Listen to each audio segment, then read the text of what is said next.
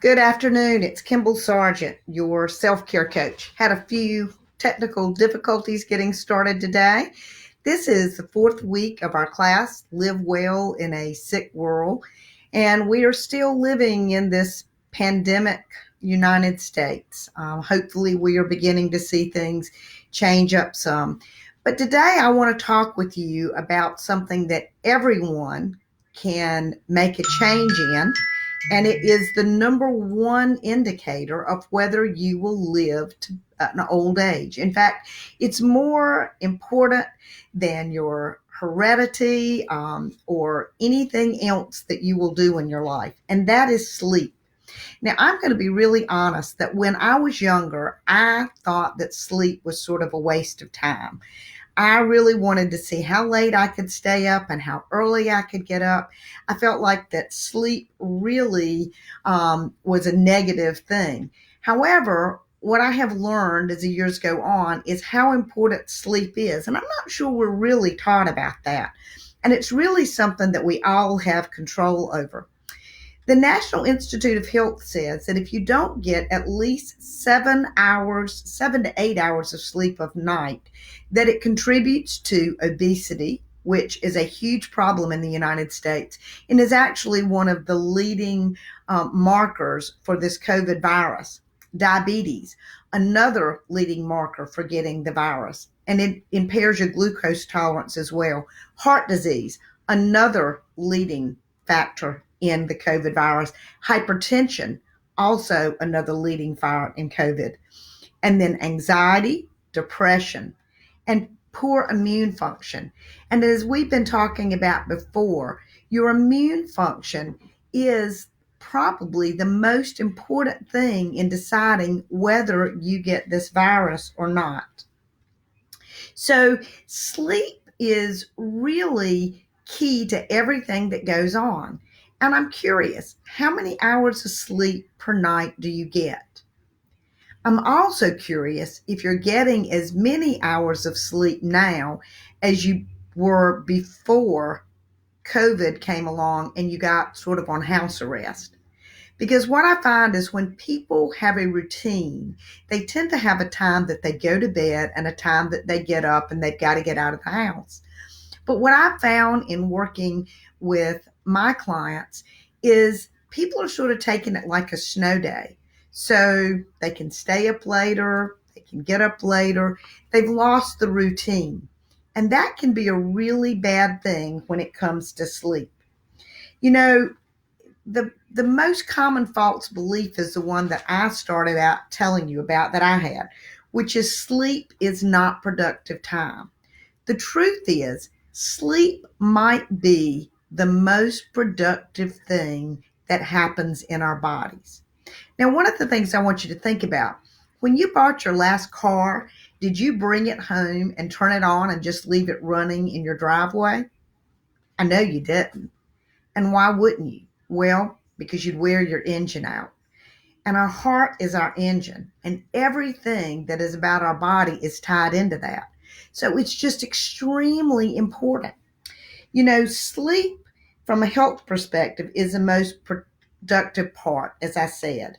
Dr. William Dement is known as the father of sleep. He's a leading world expert. And what he said was, healthy sleep has been empirically proven to be the single most important determinant in predicting longevity.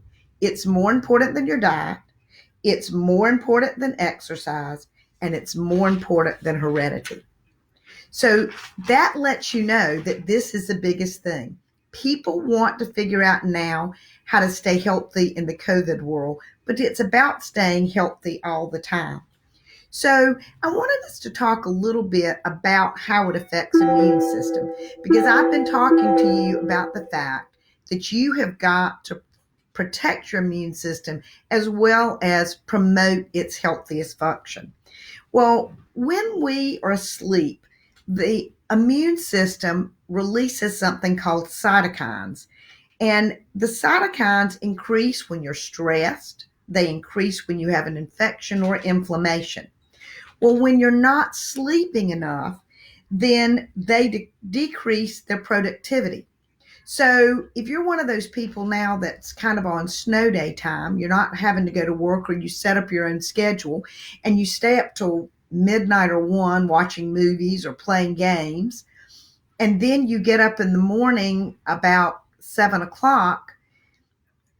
It takes a little while to get to sleep, and you're getting less than that 7 hours. And when you do that, you're impairing your immune system. And that's really the last thing that you want to be doing right now. Another big piece with the immune system is that sleep affects our T cells. And T cells are needed to kill viruses and infected cells and even cancer cells. I've talked with you before that healthy people have cancer cells in their body off and on all the time. But when the immune system is working effectively, it takes care of them. So it's really important that you are getting the sleep you need so that you get those T cells. Now, I want to talk to you a little about kids. If some of you have kids or you have grandkids, you can share this with your children. But children need even more sleep than adults, at least when they get to be teenagers. It's been a big problem for me for many years that our high school students go to school right after 7 in the morning. The good news is right now, most of those high school students aren't getting up by 7, much less going to school. But we set that schedule up so that they can go to school and then they can be out in the afternoon to take care of the younger kids. But the problem is teenagers need more sleep than anybody on the planet. They really need 9 to 10 hours a night because their bodies are growing at such a fast rate. You've heard kids say that they have growing pains, their knees hurt. Well, sometimes kids can grow as much as an inch in a single night. So their bodies need that sleep, that rest and repair, so it's able to grow the way it should. Now, our kids and our grandkids are starting to do school online. And if they're staying up playing video games till 12 or 1, and then they get up in the morning to do their schoolwork, how effective do you think that they're going to be? How well are they going to concentrate? Having a good sleep schedule is very important, and I'm going to give you some information on that in a few minutes. And at the end of my talk today, I have a free offer for you and some ways that you can get in touch with me, because I love helping people create a good sleep routine, a good, what I call sleep hygiene that they can use. And what you find out is when you improve your sleep, you improve everything about your life. For some of you that say, well, sometimes I have trouble with my short-term memory, remembering things, or sometimes I have trouble remembering people's names, a very simple thing of improving your sleep, you may notice a significant change in that. Now, I'm going to talk to you about why it's important the time you go to bed. Our bodies have rhythms that we live with. It's a circadian rhythm. And we are set up for a certain time that our body would really like for us to go to bed. And that's about 9 o'clock at night. And the reason is your body secretes a hormone called melatonin. And when you go to bed, then the melatonin levels are rising. And as the melatonin levels rise, your body is asleep, and it helps promote that sleep. In your body, everything slows down. And then in the mornings, as the sun comes up, the hormones change, and you're ready to wake up and get going. That is why when we first started this class, I talked to you about the fact that daylight savings time, the changes are so difficult for the body, because the body gets into that rhythm and it's moving along, and it uses the light to sense when to go to sleep, when to wake up. And when you have a drastic change and the clocks jump forward, or if they fall back, then it changes all of that. So that's why the idea of going to sleep at that 9 to 10 o'clock is really important. And remember, I talked to you about that being an important indicator for longevity. My dad will be 85 this year, and he is one of the most structured people about sleep that I've ever known.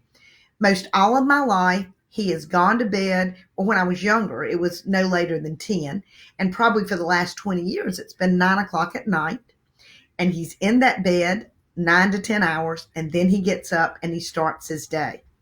He's never spent a night in a hospital. So he's one of those really good examples who's someone who's used this, and obviously he's outlived both of his parents. He's outlived the age that his grandparents lived. And again, what did we talk about? What William Dement said, that sleep is a bigger determinant on longevity than your heredity. So it's a pretty important thing. And some people say to me, well, Kimball, I just can't sleep. I have trouble sleeping. Well, there are some things that you can do to improve your sleep. And so I want to talk to you about the things that I encourage people to do in order to have good sleep hygiene. First, you want the temperature in your room to be around 67 to 70 degrees. The cooler the room, the better you're going to sleep. We don't sleep well when it's too cold, and we don't sleep well when it's too hot. And you want it dark. If you happen, if you're very light sensitive, then you want shades or heavy curtains that you can pull so that the room stays dark. And the first thing you want to do in the morning is to open those up, because when the sunlight goes into your eyes, it actually tells the melatonin it's time to cut off, and you start waking up better. And you want it to be quiet. And that's why everybody in the house needs to go to bed about the same time, so that there aren't kids or people out making noise that wakes you up. You want to avoid screens at night. That's tweeting, that's being on your phone, that's being on Facebook, that's watching TV. I tell people that the bed is for two things. One is sleep and the other is sex. You don't want to work in your bedroom. We get used to things and our body gets in cycles. So when you go to bed, you want your body to know this is the place I'm supposed to sleep. And those screens, they actually mess up the secretion of the sleep hormones. So about an hour before bed, you want to stop being on those screens, and you want to lower the lighting. You want to avoid caffeine and alcohol in the evening. And if you have any problems sleeping, I would suggest that you stay away from caffeine after 2 o'clock. If you cut off by 2 and you still are having issues, then I'd say no caffeine after the morning time. So again, we want to have that routine of what time we're going to go to bed and what we're going to do with this.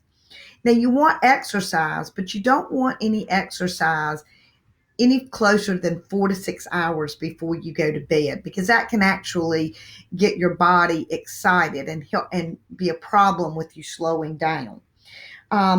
Again, I talked to you about going to bed at 9 p.m. Maybe if you do some exercise around 4 or 5, have a good supper, relax, go to bed, turn the lights down, do some reading and something that's not too exciting. These are some ways to create that routine. Now, I'll tell you something that has made the biggest difference in my sleep. I was a child that had trouble sleeping, and I had trouble sleeping most of my life, and I didn't really see the value in it. And I'd go to bed and I'd have trouble sleeping. But 14 years ago, a physician introduced me to some magnetic technologies, and I started sleeping on a magnetic reflective bed and comforter. And that puts me in this energy cocoon at night. And one of the things it does is it helps me maintain the same body temperature all night. I absolutely love it. And it helps my body at night just relax. Magnets, I don't know, for me, when I have magnets in contact with my body, I just feel better. And it has been an amazing thing for me. I sleep better than I ever have before, and I've heard a lot of people say the same thing. If you're a person who's struggling with sleep, whether it's something recent or something long-term, I would love to be able to help you create your own sleep routine. You can reach me by going to Facebook at Wellness Solutions Today and messaging me. I'd love for you to like the page. I try to put up information that is very pertinent to health. You can also go to my website, which is wellnesssolutionstoday.com. And if you'd like to have a health assessment that I offer for free, then go to www.wellnesssolutions.net. And I will be happy to get you some information. I have a complete wellness assessment that you can complete and get back to me, and I will help you with that. So I've enjoyed today. I hope that you have, and I hope that you will be able to utilize some of these things that we have talked about in order to improve your sleep, because sleep is something that will really help you in boosting your immune system, so that hopefully if you come in contact with the virus, you'll be one of the lucky people that doesn't get it. And if you do get it, that your immune system will be strong enough to help you through. Have a great day and stay well.